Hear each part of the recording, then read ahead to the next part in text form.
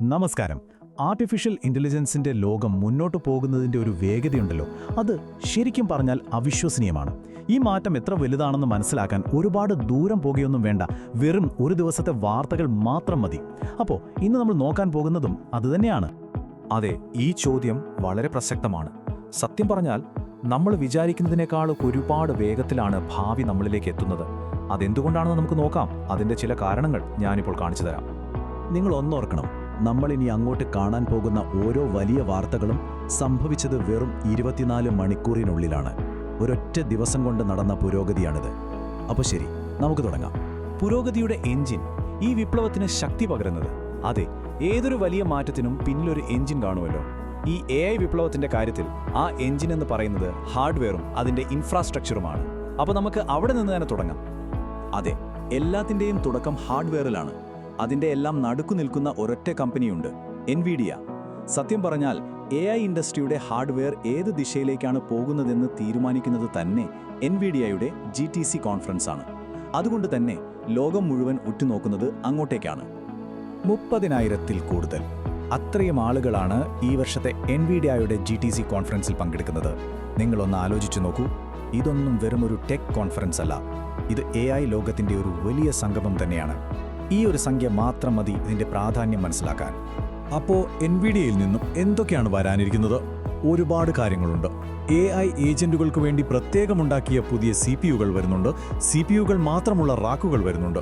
പിന്നെ ഏറ്റവും പ്രധാനപ്പെട്ട ഒന്നും ഫിസിക്കൽ AI, അതായത് റോബോട്ടുകൾ പോലെയുള്ള യഥാർത്ഥ ലോകത്തിലെ ഉപകരണങ്ങളെ നിയന്ത്രിക്കാനുള്ള സാങ്കേതികവിദ്യ. ഇതൊക്കെ കാണുമ്പോൾ എഞ്ചിനീയർമാർക്കുണ്ടാകുന്ന സന്തോഷം എന്താണെന്ന് വെച്ചാൽ, കാര്യം സിമ്പിളാണ്. ഇനി ചെലവ് കുറയും, പെർഫോമൻസ് കൂടും. പക്ഷേ കാര്യം പുതിയ ചിപ്പുകളിൽ മാത്രം ഒതുങ്ങുന്നില്ല. ഇതൊക്കെ പ്രവർത്തിപ്പിക്കണമെങ്കിൽ ഭീമാകാരമായൊരു സ്കെയിൽ ആവശ്യമാണ്. അതിനുവേണ്ടി വലിയ നിക്ഷേപങ്ങളും വേണം. $2 ബില്യൺ. അതെ, അത്രയും വലിയൊരു തുകയാണ് എൻവിഡിയ ആംസ്റ്റർഡാം ആസ്ഥാനമായുള്ള നബീസ് എന്നൊരു ഡേറ്റാ സെന്റർ കമ്പനിയിൽ നിക്ഷേപിച്ചത്. ഇതൊരു ചെറിയ തുകയല്ലെന്ന് പ്രത്യേകം പറയേണ്ടതില്ലല്ലോ. അപ്പോൾ ഈ വലിയ നിക്ഷേപം കൊണ്ട് എന്താണ് ഗുണം? സിമ്പിളായി പറഞ്ഞാൽ, ഇൻഫ്രാസ്ട്രക്ചറിലെ ഈ ഭീമമായ നിക്ഷേപം കാരണം കൂടുതൽ GPUകൾ ലഭ്യമാകും. ക്ലൗഡ് കമ്പ്യൂട്ടിങ്ങിൻ്റെ ചെലവ് കുറയും.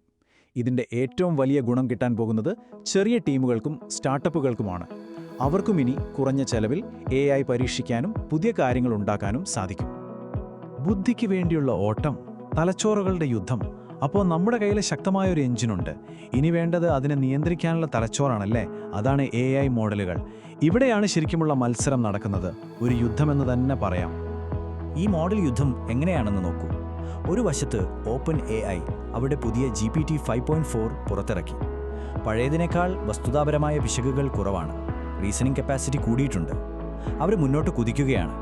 അതേസമയം മറുവശത്ത് മെറ്റയെ നോക്കൂ. അവരുടെ അവക്കാഡോ എന്ന പുതിയ മോഡൽ വൈകുന്നു. എതിരാളികളെക്കാൾ പിന്നിലായി പോകുന്നു. പോരാത്തതിന് 16,000 ജീവനക്കാരെ പിരിച്ചുവിടാനും അവർ പദ്ധതിയിടുന്നു. ഇത് കാണിക്കുന്നത് ഈ AI ഓട്ടത്തിൽ പിന്നിലായി പോയാൽ എന്ത് സംഭവിക്കുമെന്നാണ്.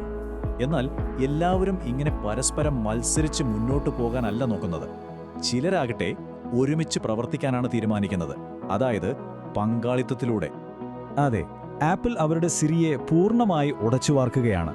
അതിൻ്റെ തലച്ചോറായി വരുന്നത് മറ്റാരുമല്ല, ഗൂഗിളിൻ്റെ ജെമിനി AI ആണ്. അതും വെറുമൊരു മോഡലല്ല, 1.2 ട്രില്യൺ പാരാമീറ്ററുകളുള്ള അതിശക്തമായൊരു മോഡലാണ് പുതിയ സിരിക്ക് ശക്തി പകരുന്നത്. ലളിതമായി പറഞ്ഞാൽ, ഈ പാരാമീറ്ററുകൾ ഒരു തലച്ചോറിലെ ന്യൂറോണുകൾ പോലെയാണ്. എണ്ണം കൂടുന്തോറും അതിൻ്റെ കഴിവ് കൂടും. iOS 26.4-ൽ വരുന്ന ഈ പുതിയ സിരി ഒരു വിപ്ലവമായിരിക്കും. ഇതിൻ്റെ പ്രാധാന്യം എത്ര വലുതാണെന്ന് നോക്കൂ. കോടിക്കണക്കിന് ആപ്പിൾ ഡിവൈസുകളിലേക്ക്, ലോകമെമ്പാടുമുള്ള ആളുകളുടെ കയ്യിലേക്ക് വളരെ ശക്തമായ ഒരു ലാർജ് ലാംഗ്വേജ് മോഡൽ ഒറ്റയടിക്കെത്തുകയാണ്. ഇത് AI അസിസ്റ്റന്റുകളെ ആളുകൾ ഉപയോഗിക്കുന്ന രീതിയിൽ ഉണ്ടാക്കാൻ പോകുന്ന മാറ്റം ഒരുപക്ഷെ ചരിത്രത്തിലെ ഏറ്റവും വലുതായിരിക്കും. കോഡിൽ നിന്ന് യാഥാർത്ഥ്യത്തിലേക്ക് AIക്ക് കൈകളും ഉപകരണങ്ങളും നൽകുന്നു. ശരി, അപ്പോൾ നമ്മുടെ കയ്യിൽ ശക്തമായ എഞ്ചിനുകളായി, ബുദ്ധിയുള്ള തലച്ചോറുകളായി. പക്ഷേ ഇവയെ എങ്ങനെയാണ് നമ്മൾ യഥാർത്ഥ ലോകത്ത് ഉപയോഗപ്രദമാക്കുക? അവിടെയാണ് AI ഏജന്റുകളുടെ പ്രാധാന്യം വരുന്നത്. എന്താണ് ഈ AI ഏജന്റ് എന്ന് ചോദിച്ചാൽ വളരെ ലളിതമാണ്. ഒരു സങ്കീർണമായ ലക്ഷ്യം നേടാനായി സ്വന്തമായി ടൂളുകൾ ഉപയോഗിച്ച് പല ഘട്ടങ്ങളിലായി പ്രവർത്തിക്കാൻ കഴിയുന്ന ഒരു ഓട്ടോണോമസ് AI സിസ്റ്റം. അതായത്, നിങ്ങളൊരു ജോലി ഏൽപ്പിച്ചാൽ അത് പൂർത്തിയാക്കാൻ വേണ്ട കാര്യങ്ങൾ സ്വയം ചെയ്യാൻ കഴിവുള്ള ഒന്ന്. ഇത് നമ്മൾ വിചാരിക്കുന്നത് പോലെ ഭാവിയുടെ സാങ്കേതിക വിദ്യയൊന്നുമല്ല.